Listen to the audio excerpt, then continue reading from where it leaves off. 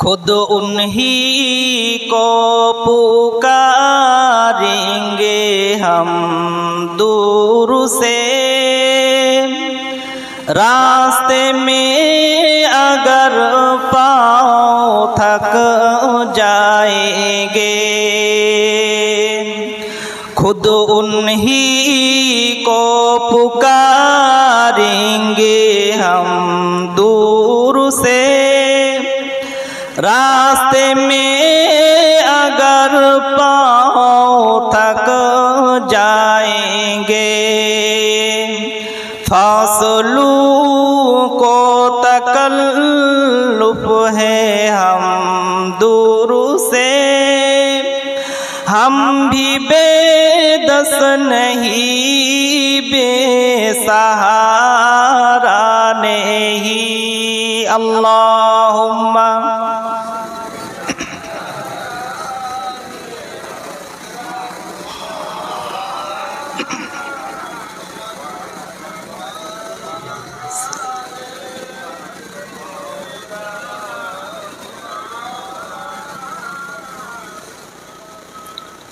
हम मदीने में तन्हा निकल जाएंगे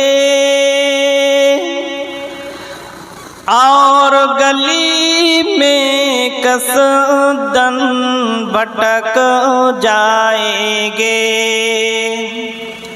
हम मदीने में तन्हा निकल जाएंगे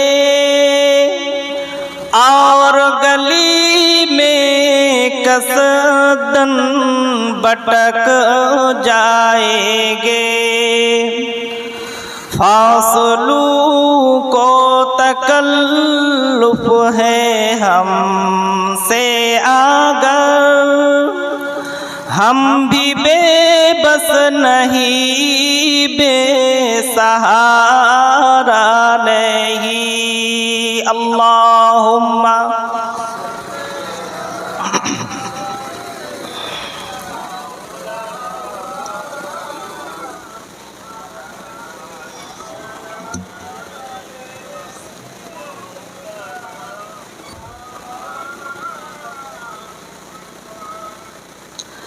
जैसे ही सब्ज गुंबद नजर आएगा, जिंदगी का करीना बदल जाएगा। जैसे ही सब्ज गुंबद नजर आएगा, जिंदगी का करीना बदल जाएगा। फासलू को तकल्लुफ है हमसे अगर, हम भी बेबस नहीं, बेसहारा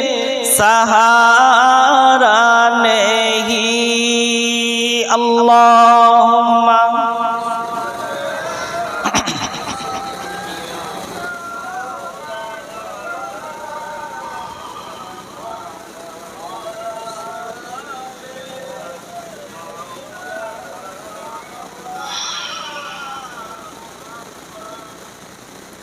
अम्मा बाद, समस्त प्रशंसा সেই মহান আল্লাহ রব্বুল আলামিনের দরবারে, যিনি আমাদেরকে এই বৃষ্টি বাদলা দিনেও 12ই রবিউল আউয়াল সোমবারে বিশ্ব নবী দিবস উদযাপন উপলক্ষে সুন্দর এই মজলিসে হাজির করেছেন, সেই মালিকের দরবারে জানাই শুকরিয়া। সকলে বলি আলহামদুলিল্লাহ। সাথে সাথে জানাই সর্বকালের সর্বযুগের সর্বশ্রেষ্ঠ মহামানব রহমাতুল্লিল আলামিন সৈয়দে কৌনাইন সুলতানে দারাইন আহমদে মুজতবা মুহাম্মদে মুস্তাফার প্রতি অসংখ্য দরুদ ও সালাম। সকলে বলি সাল্লাল্লাহু আলাইহি ওয়াসাল্লাম। প্রিয় শ্রোতা মণ্ডলী, আজ আমরা সেই সকাল ৯টা থেকে সন্ধ্যা পর্যন্ত মাদ্রাসার ছাত্রছাত্রীদেরকে নিয়ে প্রতিযোগিতা অনুষ্ঠান করেছি। আল্লাহ পাকের দরবারে অশেষ শুকরিয়া, যেটা আমরা সম্পন্ন করতে পেরেছি। এখন বাদ মাগরিব আমাদের হাফেজ সাহেবদের মুখ থেকে কোরআন তেলাওয়াত এবং নাতে রসুল পড়ে আমি অধম গুনাহগার আপনাদের খেদমতে হাজির। যেহেতু ওয়াজ করে বক্তারা, আমি সেই রকম কোনো বক্তা নই, আমি এখানকার ইমাম সাহেব, তাই আমাকে ধরি বেঁধে তুলিতেছে। হয়তো সাজিয়ে গুছিয়ে কিছু বলতে পারবো না, গল্প আকারে কিছু কথা বলি, আপনারা যদি শোনেন। আল্লাহ পাক আমাদেরকে আমার বলার এবং আপনাদের শোনার তৌফিক দান করুন এবং সেই মতো আমল করার তৌফিক দান করুন। সকলে বলুন আল্লাহুম্মা আমিন। প্রিয় নবী সাল্লাল্লাহু আলাইহি ওয়াসাল্লাম, আল্লাহ পাকের পরেই তার স্থান। তার জীবন ইতিহাস বিশাল সমুদ্র। আমার মতন একজন অধম গুনাহগার, তার জীবনী বলার মতন কোনো যোগ্যতা নেই। তিনি হলেন মহামানব, তিনি হলেন সর্বযুগের সর্বশ্রেষ্ঠ নেতা, তিনি হলেন সমস্ত নবীদের নবী। সেই মহামানবকে নিয়ে আজ আলোচনা করতে বসেছি। সেই প্রিয় রাসূল সাল্লাল্লাহু আলাইহি ওয়াসাল্লাম, তিনি জন্ম থেকে 53 বছর বয়স পর্যন্ত মক্কা শরীফ তার জন্মভূমিতে ছিলেন। 40 বছর বয়সে তিনি নবুয়ত প্রাপ্তি পান এবং 13 বছর মক্কা শরীফে তিনি ইসলাম প্রচার করেন। এই 13টা বছর ধরে তিনি যে মক্কা শরীফে ইসলাম প্রচার করলেন, খুব একটা সুবিধাজনক লাভ হলো না। দিনের পর দিন মক্কার কাফের সম্প্রদায় তারা প্রিয় রাসূল সাল্লাল্লাহু আলাইহি ওয়াসাল্লাম সহ তার সাহাবীদের উপরে অকথ্য নির্যাতন তারা শুরু করে দিল। যেমন আমরা জানি, হযরত বেলাল রাদিয়াল্লাহু তাআলা আনহু, যাকে উমাইয়া গরম বালির উপরে চিৎ করে ফেলে তার হাতের উপরে বুকের উপরে পাথর চাপা দিয়ে রাখত। আমরা জানি গ্রীষ্মকালে কিরকম গরম, রাস্তা এবং ছাদে পা দেওয়া যায় না। আর সবচাইতে বেশি গরম হয় সাদা বালি, যেটা মরুভূমিতে আছে। ওই মরুভূমির সাদা বালির উপরে হযরত বেলাল রাদিয়াল্লাহু তাআলা আনহুর মতো মানুষকে এইভাবে কষ্ট দেওয়া হতো আর বলা হতো যে মুহাম্মদ সাল্লাল্লাহু আলাইহি ওয়াসাল্লামকে ছেড়ে দাও। হযরত বেলাল এত কষ্ট সহ্য করার পরেও তিনি শুধু একটাই কথা বলতেন, আহাদ আহাদ আহাদ, আল্লাহ এক, আল্লাহ এক, লা ইলাহা ইল্লাল্লাহু মুহাম্মাদুর রাসূলুল্লাহ। না না না না, কখনো কোনো দিনের জন্যেও আমি আমার প্রিয় নবী মুহাম্মদুর রাসূলুল্লাহ সাল্লাল্লাহু আলাইহি ওয়াসাল্লামকে আমি কখনো ছেড়ে দেব না। সুবহানাল্লাহ। হে উমাইয়া, তুমি যতই অত্যাচার করো না কেন, যতই অত্যাচার করো না কেন, কোশ্চিন কালেও কোনোদিন আমি আমার প্রিয় নবী মুহাম্মদ রাসূলুল্লাহ সাল্লাল্লাহু আলাইহি ওয়াসাল্লাম এবং আল্লাহর ধর্ম ইসলাম থেকে আমি কখনো বেরিয়ে যাব না। এরপর হযরত খাব্বাব রাদিয়াল্লাহু তাআলা আনহুকে তার পিঠে গরম রড গরম করে সেক দেওয়া হতো, যার কারণে তার পিঠে গর্ত হয়ে গিয়েছিল। আর বলা হতো যে মুহাম্মদ সাল্লাল্লাহু আলাইহি সাল্লামকে ছেড়ে দাও। হযরত খাব্বাব রাদিয়াল্লাহু তাআলা আনহুকে যখন শুলের উপরে চড়ানো হলো, শুলের উপরে চড়িয়ে তাকে বলা হলো, হে খাব্বাব তুমি বলো, এই মুহূর্তে যদি তোমার প্রাণের চেয়েও প্রিয় নবী মুহাম্মদুর রাসূলুল্লাহ সাল্লাল্লাহু আলাইহি ওয়াসাল্লামকে তোমার সামনে এসে যদি মারা হয়, তাহলে তুমি কি ইসলাম ছেড়ে দেবে? হযরত খাব্বাব রাদিয়াল্লাহু আনহু বললেন, হে কাফেরের দল, তোমরা শুনে রাখো, আমার সামনে যদি নবী মুহাম্মদুর রাসূলুল্লাহ সাল্লাল্লাহু আলাইহি ওয়াসাল্লামের একটা পশম কেউ যদি আঘাত করো, আমি খাব্বাব বেঁচে থাকতে তা কখনো মেনে নেব না। হযরত খাব্বাব রাদিয়াল্লাহু তাআলা আনহু তাকে যখন শুলিতে চড়ানো হলো, তিনি বললেন, আমি জীবনের শেষবারের মতো একটু সেজদা দিতে চাই। তখন কাফেররা তার চেহারাটা কিবলা মুখ থেকে ঘুরিয়ে অন্যদিকে করে দিল। হযরত খাব্বাব রাদিয়াল্লাহু আনহু বললেন,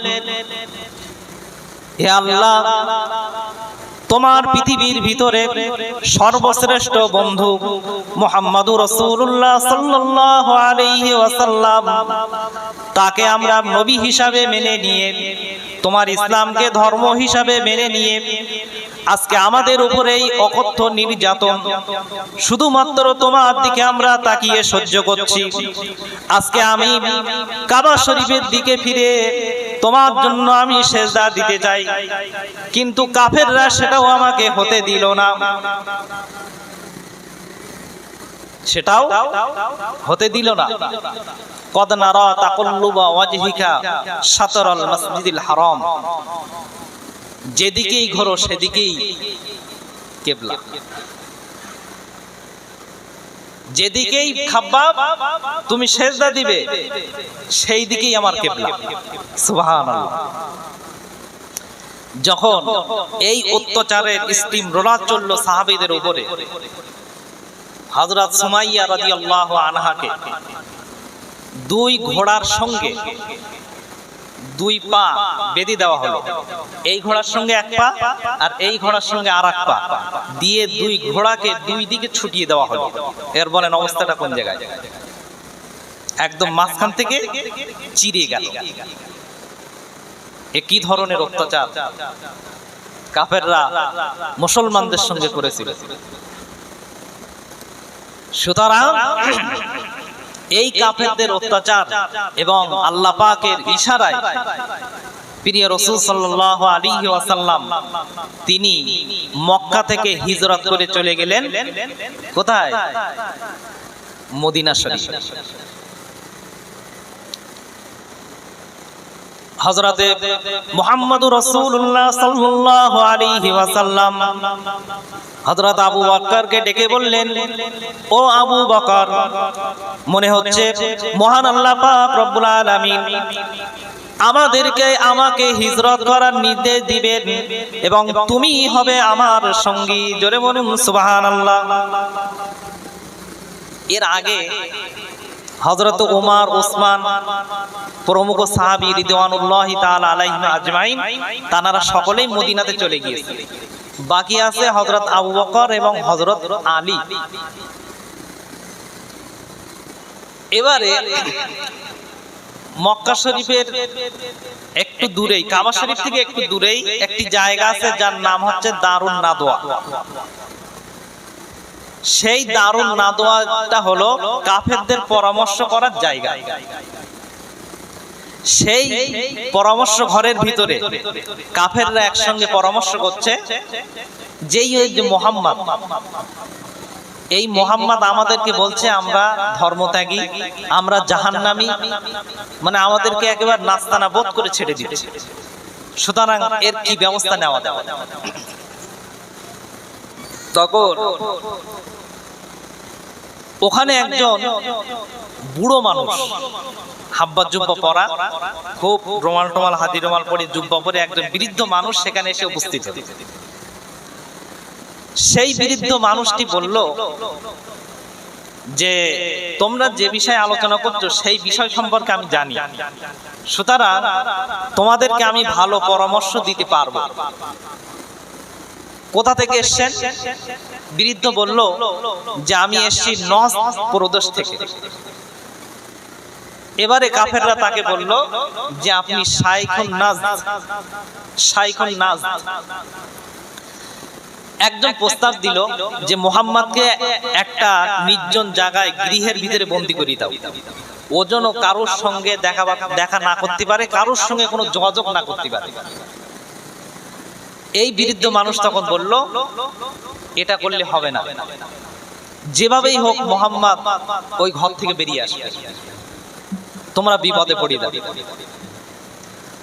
আর একজন প্রস্তাব করলো যে ঠিক আছে, মুহাম্মদকে দেশান্তর করে দাও, এই দেশ থেকে তাড়াই বাইরের দেশে পাঠিয়ে দাও।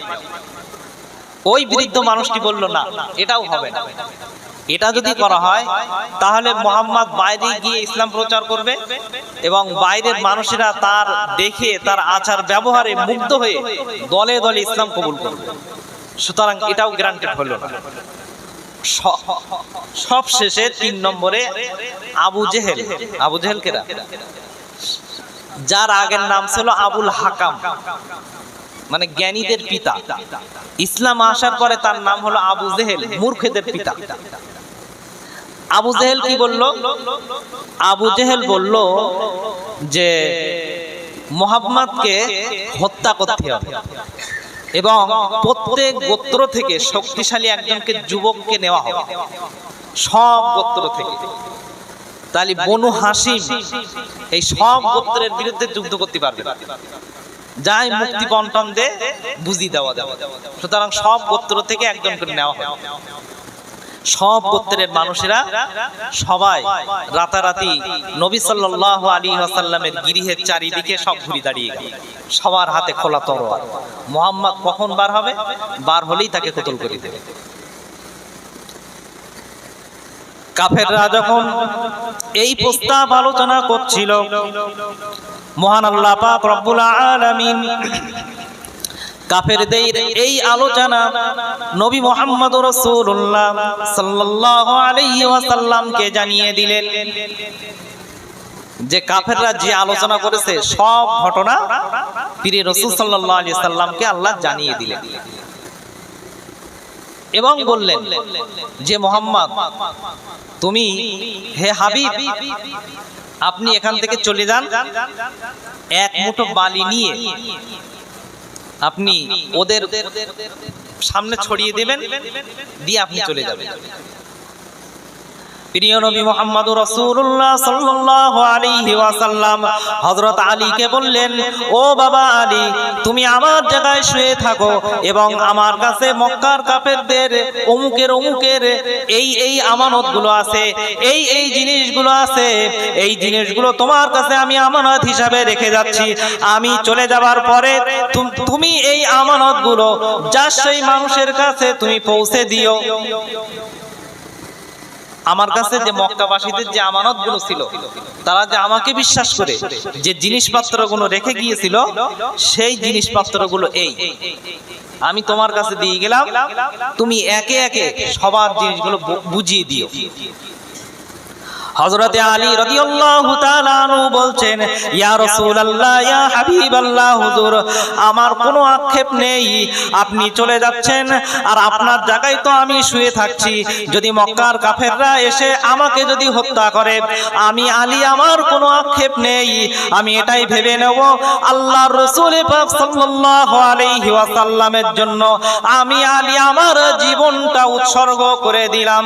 জোরে বলুন সুবহানাল্লাহ।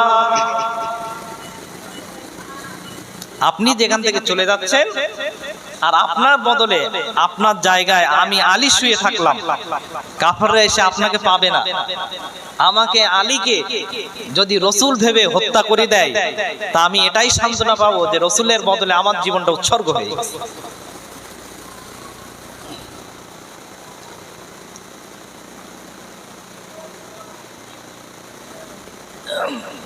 প্রিয় নবী মুহাম্মদুর রাসূলুল্লাহ সাল্লাল্লাহু আলাইহি ওয়াসাল্লাম তিনি এক মুঠো বালি নিলেন এবং সূরা ইয়াসিনের প্রথম থেকে কয়েকটি আয়াত পাঠ করলেন এবং এক মুঠো বালি নিয়ে তাদের সামনে ছেড়ে দিলেন এবং তাদের সামনে দিয়ে তিনি তাদের সামনে দিয়ে বেরিয়ে চলে গেলেন। প্রতিমধ্যে সেই বৃদ্ধ লোকটা আসলো। এই বৃদ্ধ লোকটা কে? এই বৃদ্ধ লোকটাই হলো আসলে কে? ইবলিস, যে ওই দারুন নাদওয়ায় আবু জেহেলের পরামর্শ দিতে গেল বৃদ্ধ মানুষ শাইখুন নাস, ও আসলে ছিল ইবলিস। ওই ইবলিস খুব সুন্দর বৃদ্ধ চেহারা নিয়ে ওদের ওখানে পরামর্শ দিতে গিয়েছিল। এ আবার এখানে চলে এসে যুবকদের বলছে, তোমরা এখানে দাঁড়িয়ে আছো কেন? তোমরা যার জন্য অপেক্ষা করছো সে চলে গেছে, তোমাদের চোখে মুখে ধুলো দিয়ে চলে গেছে। তারা সবার মাথায় মুখে টুকে হাত দিয়ে দেখলো যে সত্যি তো সব বালি। কি বলবেন? সুবহানাল্লাহ। এটাই আল্লাহ পাকের ইচ্ছা। মহান আল্লাহ পাক রব্বুল আলামিন তিনি বললেন, হে আমার হাবিব, আপনি মনে রাখুন আপনি তো সমস্ত কাফেরদের চোখে মুখে তো বালি দেননি, আপনি তো তাদের সামনে বালি ছুড়ে দিয়েছিলেন, কিন্তু সমস্ত কাফেরদের চোখে মুখে বালি তো পৌঁছে দিয়েছিলাম আমি আল্লাহ। জোরে বলুন সুবহানাল্লাহ। আপনি তো শুধু ছুড়ে দিয়েছিলেন বালি, কিন্তু সমস্ত কাফেরদের এই চোখে মুখে বালিগুলো গেল কিভাবে গেল? সেটা কিন্তু দিয়েছে আমি আল্লাহ। প্রিয় নবী মুহাম্মদুর রাসূলুল্লাহ সাল্লাল্লাহু আলাইহি ওয়াসাল্লাম তিনি ঘর থেকে বার হয়ে হযরত আবু বকর সিদ্দিক রাদিয়াল্লাহু তাআলা আনহুর ঘরে গিয়ে একবার মাত্র টোকা মারলেন। হযরত আবু বকর রাদিয়াল্লাহু তাআলা আনহু গভীর রাত্রিতে তিনি রাসূল পাক সাল্লাল্লাহু আলাইহি ওয়াসাল্লামের ডাকে সাড়া দিলেন, লব্বাইক ওয়া সাহাদাইক ইয়া রাসূলুল্লাহ, আমি হাজির আছি। রাসূল পাক সাল্লাল্লাহু আলাইহি ওয়াসাল্লাম বললেন, ও বাবা আবু বকর, এই গভীর রজনীতে আমি দরজায় আস্তে করে একবার টোকা দিলাম, তুমি কিভাবে সাড়া দিলে? হযরত আবু বকর রাদিয়াল্লাহু আনহু বললেন, ইয়া রাসূলুল্লাহ, যেদিন আপনি আমাকে বলেছিলেন আবু বকর আমাকে হিজরত করতে হবে এবং তুমি হবে আমার হিজরতের সঙ্গী, সেই দিন থেকে আমি আজ পর্যন্ত আমি বিছানায় শুইনি, দরজায় হেলান দিয়ে দিয়ে আমি ঘুমিয়েছি। না জানি কখন রাসূল পাক সাল্লাল্লাহু আলাইহি ওয়াসাল্লাম আসবেন এবং আমাকে ডাকাডাকি করবেন, কষ্ট পাবেন, এই জন্য আমি বিছানায় না শুয়ে দরজায় দাঁড়িয়ে দাঁড়িয়েই ঘুমিয়েছি। জোরে বলুন সুবহানাল্লাহ।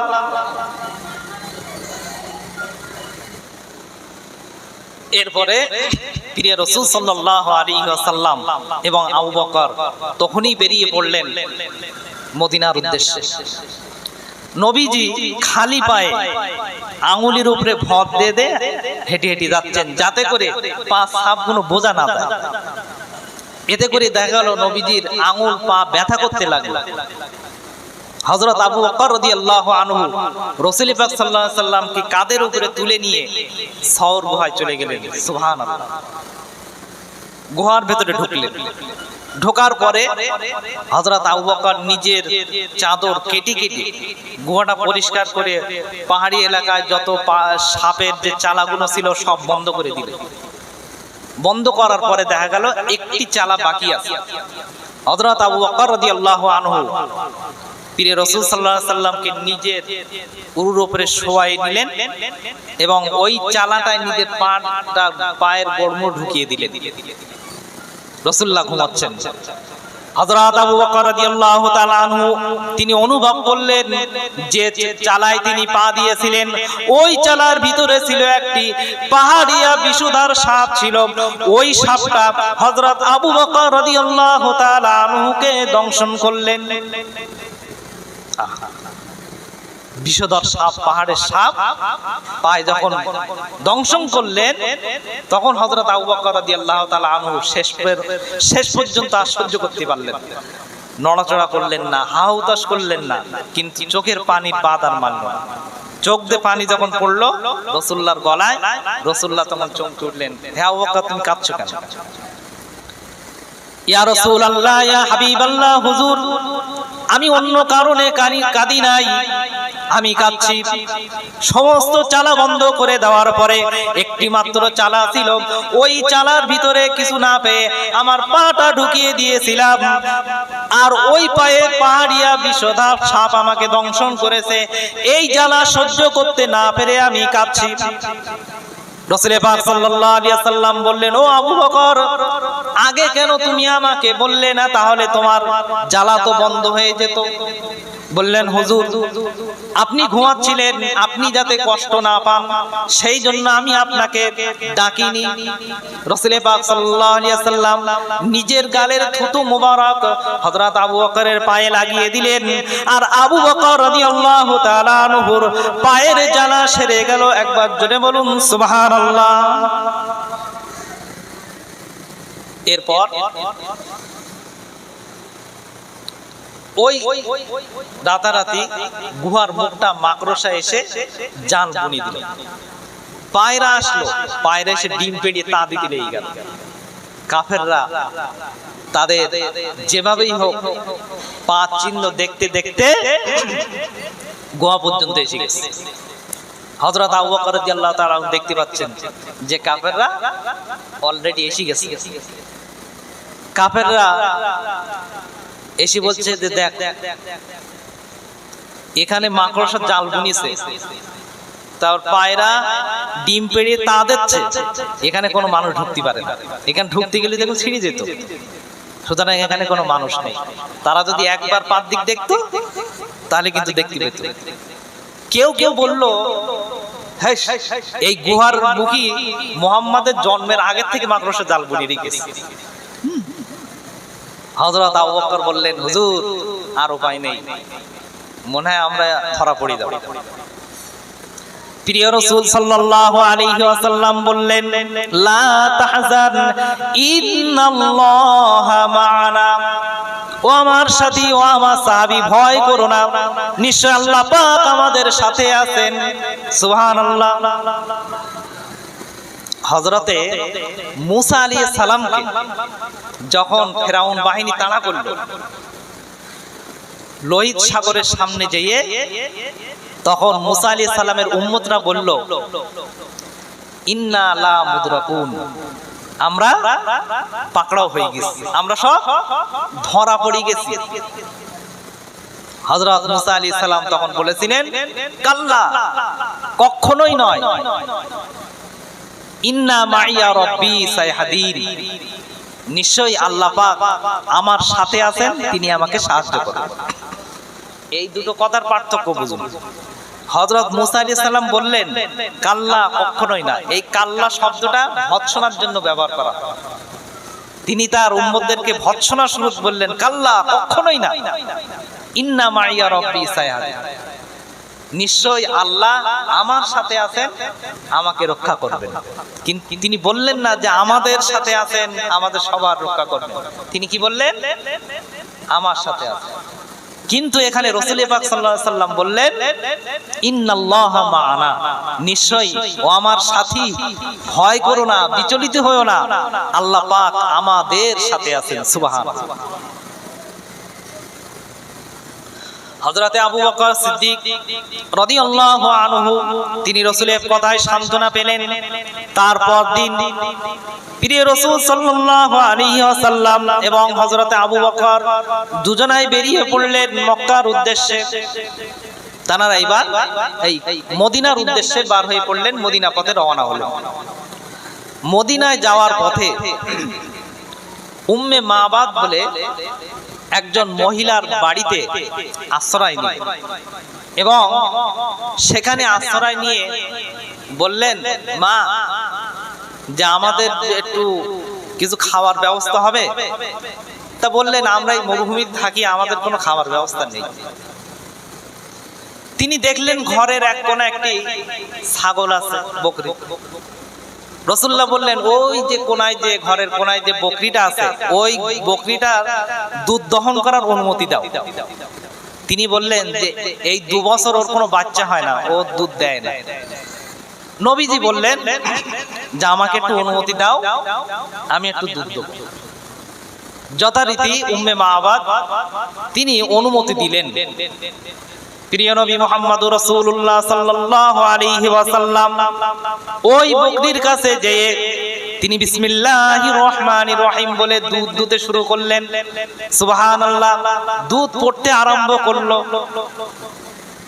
এবং ওই যে দুধ হলো, ওই দুধটা তিনি উম্মে মাবাদকে খেতে দিলেন এবং নবীজির সফর সাথীরা যারা ছিলেন 8-10 জন, তাদেরকেও তিনি খাওয়ালেন এবং অবশেষে তিনি নিজে খেলেন এবং ওই আর অবশিষ্ট দুধগুলো তার জন্য বাড়িতে রেখে দিলেন। বকরির দুধ হয় না। উম্মে মাবাদ তার স্বামী ফিরে এসে আশ্চর্য হয়ে গেল যে দুধ পেলি কোথায়। উম্মে মাবাদের স্ত্রী বললেন, আজকে কি সৌভাগ্য আমার, আজকে আমার বাড়িতে এসেছিলেন একজন মহামান্য মেহমান, যিনি এসে তার বরকতে হাত দিয়ে দুধ দহন করলেন এবং এত পরিমাণ দুধ হলো, তার সাথীরা খেলেন এবং আমিও পান করলাম এবং এই অবশিষ্ট এত পরিমাণ দুধ এখনো রয়ে গেছে। হাদিস শরীফের ভিতরে আছে যে ওই বকরিটা হযরত ওমর রাদিয়াল্লাহু তাআলা আনহুর খেলাফত পর্যন্ত বেঁচে ছিল এবং ওই পর্যন্তই সেই বকরির দুধ দিত।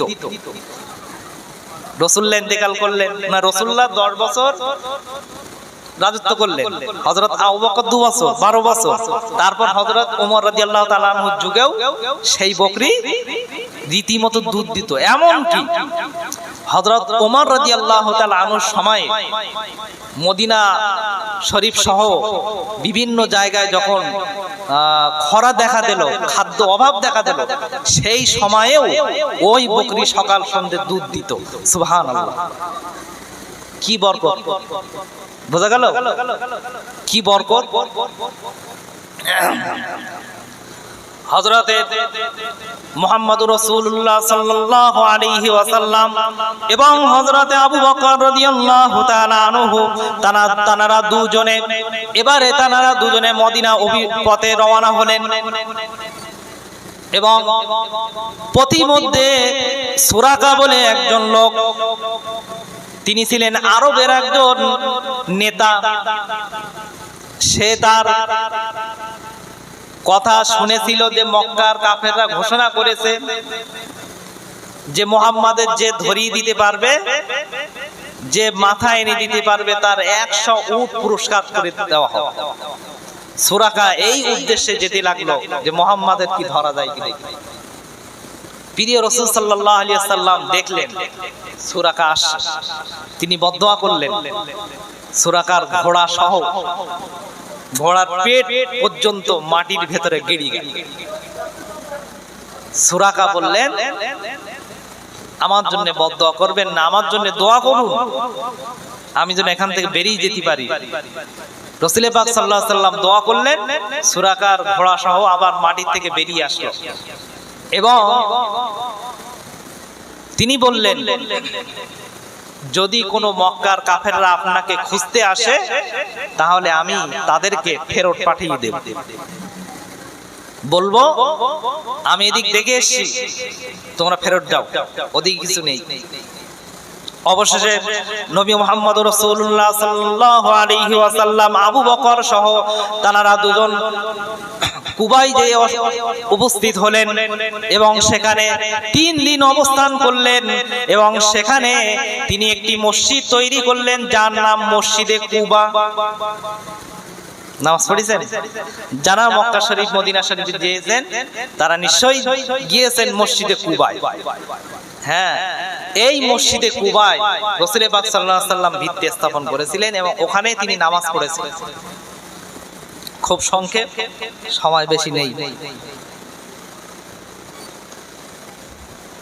এবারে মদিনাবাসীরা যখন শুনেছিলেন যে হুজুর আসবেন মদিনার দিকে, তখন মদিনাবাসীরা প্রত্যেকদিন সকাল থেকে দুপুর পর্যন্ত অপেক্ষা করত। সকাল থেকে দুপুর পর্যন্ত অপেক্ষা করত কখন আমাদের প্রাণ প্রিয় মেহমান, বিশ্ব মেহমান, সম্মানীয় মেহমান হযরতে মুহাম্মদুর রাসূলুল্লাহ সাল্লাল্লাহু আলাইহি ওয়াসাল্লাম আসবেন। এই জন্য তারা প্রত্যেকদিন সকাল থেকে দুপুর পর্যন্ত অপেক্ষা করে করে ফিরে আসতো। কিন্তু এমন একটা দিন এসে গেল যেদিন রাসূলুল্লাহ তিনি আসছেন, তারা দুপুরের টাইমে ফিরে যাচ্ছিল। হঠাৎ করে একজন ইহুদি তিনি চিল্লিয়ে বলে উঠলেন, মক্কার মেহমান আসছেন। সঙ্গে সঙ্গে তারা আনন্দ উৎফুল্ল চিত্তে চলে আসলেন যে আমাদের রাসূলুল্লাহ আসলেন, রাসূল পাক সাল্লাল্লাহু আলাইহি ওয়াসাল্লাম তিনি আসছেন, আহলান সাহলান, কত আনন্দ তাদের। দীর্ঘদিন ধরে অপেক্ষা করার পরে তিনি আজ অবশেষে এসে পৌঁছালেন মদিনা শরীফে। সানিয়াতুল বিদা নামক জায়গা থেকে মদিনায় প্রবেশ করলেন। সেই সময় মক্কার ছোট্ট ছোট্ট বাচ্চারা যারা মুহাম্মাদের দেখেওনি, মুহাম্মদ সম্পর্কে জানেও না, অথচ এত বাপ মাদের এত আবেগ উল্লাস, সেই জন্য তারা সানিয়াতুল বিদা থেকে যখন রাসূলুল্লাহ প্রবেশ করছেন তখন বাচ্চারা তখন গজল বলল রাসূল পাক সাল্লাল্লাহু আলাইহি ওয়াসাল্লামের জন্য। তারা অভিনন্দন স্বরূপ গজল গাইলেন। কি গজল গাইলেন?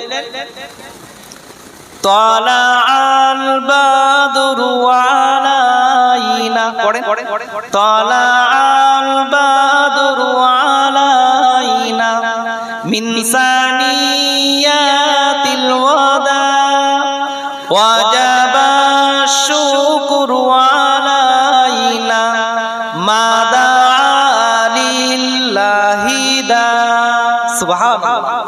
বাচ্চারা অভিনন্দন স্বরূপ রাসূল পাক সাল্লাল্লাহু আলাইহি ওয়াসাল্লামকে এই গজল বলে তারা শোনালেন। সুতরাং এরপরে রাসূল পাক সাল্লাল্লাহু আলাইহি ওয়াসাল্লাম তিনি মদিনা শরীফে প্রবেশ করলেন হযরত আবু বকরের সঙ্গে নিয়ে। সকল গোত্রের মানুষেরা বলতে লাগলো হুজুর সাল্লাল্লাহু আলাইহি ওয়াসাল্লামকে যে আপনি আমাদের এই গোত্রে থাকুন, আপনি আমাদের বাড়িতে থাকুন। কিন্তু রাসূলুল্লাহ বললেন আমার উটকে নির্দেশ দেওয়া আছে, এই উট যেখানে বলবে সেই জায়গায় হবে আমার বাসস্থান। এরপরে দেখা গেল রাসূল পাক সাল্লাল্লাহু আলাইহি ওয়াসাল্লামের উট যে এক জায়গায় বসে গেল, সেই জায়গা যেখানে আজ মসজিদের নববীর মিম্বার আছে সেই জায়গায় যে এই প্রিয় রাসূল সাল্লাল্লাহু আলাইহি ওয়াসাল্লামের উট যে বসে পড়লো এবং তার পাশেই ছিল আবু আইয়ুব আনসারী রাদিয়াল্লাহু তাআলা আনহুর বাড়ি। হযরত আবু আইয়ুব আনসারী রাদিয়াল্লাহু আনহু তিনি কাদের সন্তান? সেখান থেকে 400 বছর আগে ইয়ামান থেকে তুব্বা হামিরি বাদশা এসেছিল মদিনা হিজরত মদিনা দেখতে। তখন মদিনায় কোনো বসতি ছিল না। সেই মদিনা শরীফে আসলেন এবং জায়গাটা দেখলেন এবং 400 আলেমকে নিয়ে এসেছিলেন। তারা দেখে বললেন যে হ্যাঁ, এখানেই হবে বিশ্বনবীর হিজরতের জায়গা। সেই 400 আলেম বললো আমরা এখানে থেকে যেতে চাই। বাদশাও থেকে যেতে চেয়েছিল, কিন্তু বাদশা বলল যে আমার ইয়ামানে আমি যদি এখানে থাকি ওখানে অরাজকতা সৃষ্টি হবে, সুতরাং আমাকে ফিরে যেতে হবে। আমি একটা চিঠি লিখে দিচ্ছি। সেই চিঠিটা বিশ্বনবীর কাছে দিয়ে দিল। বিশ্বনবীর কাছে চিঠি দিয়ে দিল। প্রিয় রাসূল মুহাম্মদুর রাসূলুল্লাহ সাল্লাল্লাহু আলাইহি ওয়াসাল্লাম তিনি ওখানেই দাঁড়িয়ে বললেন, তোমার নাম কি? তিনি বললেন, আমার নাম আবু আইয়ুব। প্রিয় রাসূল সাল্লাল্লাহু আলাইহি ওয়াসাল্লাম বললেন, ও আবু আইয়ুব, তোমার কাছে আমার একটা চিঠি আছে, ওই চিঠিটা আমাকে দাও। আবু আইয়ুব অবাক হয়ে গেলেন, ইয়া রাসূলুল্লাহ, ওই চিঠিটা যে আমার কাছে আছে কেউ জানে না, আমি আপনাকে জানাইনি, কাউকে জানাইনি। 400 বছর আগে চিঠি, আপনি কিভাবে বললেন যে আমার কাছে ওই চিঠি আছে? সুবহানাল্লাহ। রাসূলুল্লাহ বললেন, 400 বছর আগে তুব্বা হামিরি বাদশা, ইয়ামানের বাদশা ওই চিঠিটা দিয়ে গিয়েছিল। আর পূর্বপুরুষ থেকে উত্তম পুরুষ পরবর্তী 21 প্রজন্মে হযরত আবু আইয়ুব আনসারী রাদিয়াল্লাহু তাআলা আনহুর কাছ পর্যন্ত ওই চিঠি পৌঁছে গিয়েছে। আই অ্যাম ভেরি ভেরি দুঃখিত, আমাদের আযানের টাইম হয়ে গেছে, কিছু করার নাই। যাই হোক, আগামীতে আবার যদি সুযোগ পাই ইনশাআল্লাহ আবার হবে।